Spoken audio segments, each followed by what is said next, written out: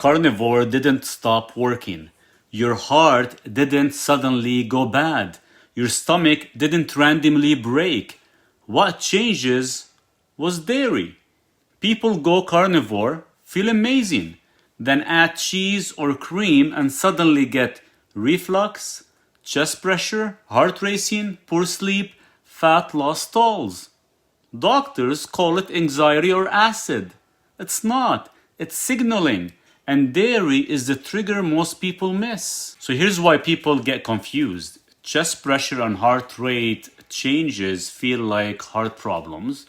Burning feels like acid. Fatigue feels like stress. So the assumption becomes heart anxiety or reflux disease. But in many carnivore patients, the problem starts in the gut, not the heart. Pressure shifts, nerve signaling, hormone spikes, that feeds straight into circulation and heart rate control. So people chase the wrong system. Meat is structural fuel. Dairy is growth signaling. Milk exists to grow mammals fast. That means a higher insulin response, a higher IGF signaling, stronger gut hormone release. So on a system healing from insulin resistance, gut injury or autonomic stress, that matters. You are not adding neutral calories. You are changing hormonal traffic, and some bodies are not ready for that load.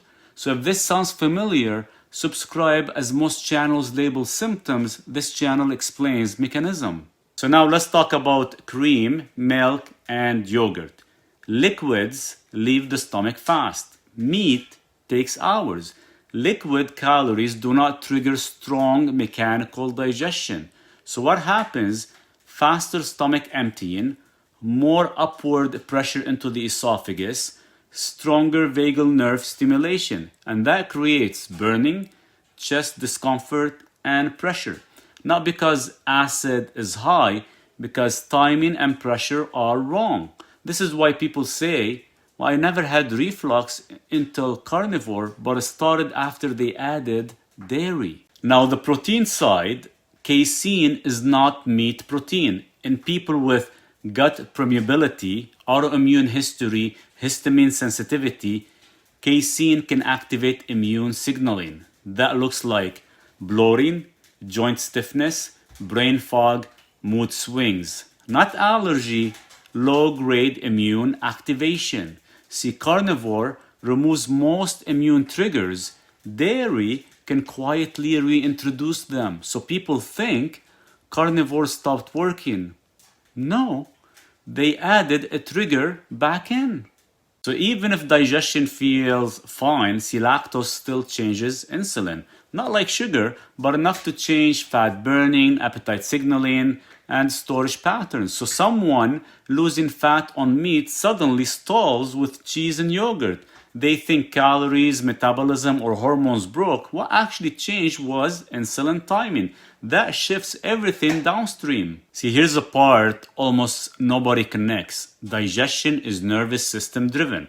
If someone already has anxiety patterns, heart rate instability, poor sleep, lightheadedness, then fast digestive signaling can trigger compensation.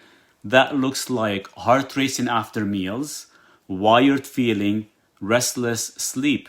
Not because the heart is failing, because the nervous system is reacting to gut signals. And those reflex feeds straight into heart rate and blood pressure control through the vagus and autonomic system. So liquid dairy does this more than solid meat. Now let's be clear, dairy is not automatically bad. It often works well when digestion is strong, bile flow is good, insulin is stable, immune system is calm, sleep is solid. In that state, dairy can actually support calorie intake, muscle growth, appetite control. But that is usually not where people start when they go carnivore. Dairy is not a problem in strong systems. It is a problem in stressed systems. Here's the pattern I see constantly. Someone goes carnivore, they feel better, they add dairy, symptoms return. So they think this diet doesn't work.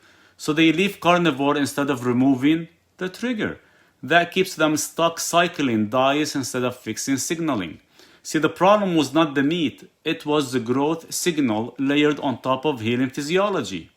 Here is a clean way to handle this. So if you have reflux, bloating, chest pressure, sleep disruption, heart rate swings, fat loss stall, pull dairy for 2 weeks.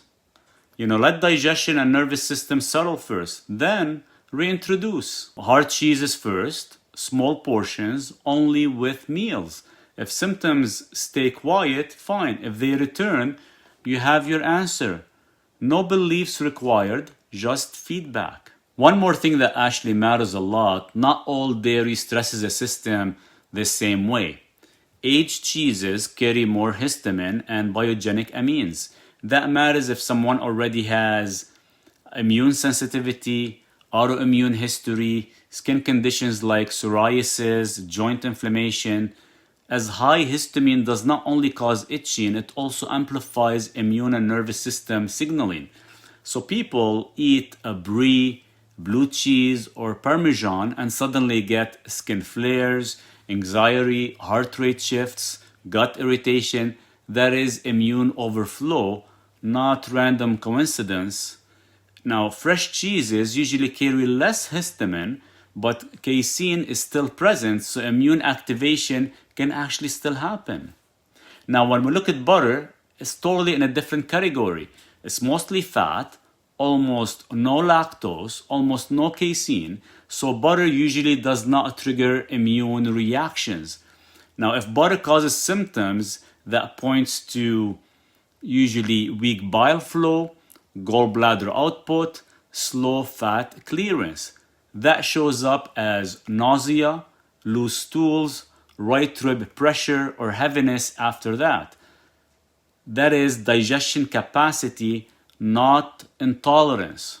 So if someone tolerates butter but not cheese, the problem is not dairy. The problem is protein and histamine signaling, not fat itself. And if someone reacts to butter too, that tells you the liver and bile system need support before adding additional fats. That is why many people tolerate butter but not cheese or yogurt. So when people say, I do fine with dairy, the question is always, which dairy? If this helped, share it. Information spreads through real people. And if you want to support this channel so long-term physiology stays independent and sponsor-free, there is an optional support link below. Carnivore works because it simplifies signaling. Dairy adds growth signals, immune signals, and sometimes histamine load. Sometimes that helps, sometimes it overwhelms a system still trying to stabilize. So if things went sideways after adding cheese or cream, do not assume the whole diet failed. Look at what changed. Very often, it's not the meat, it is the dairy.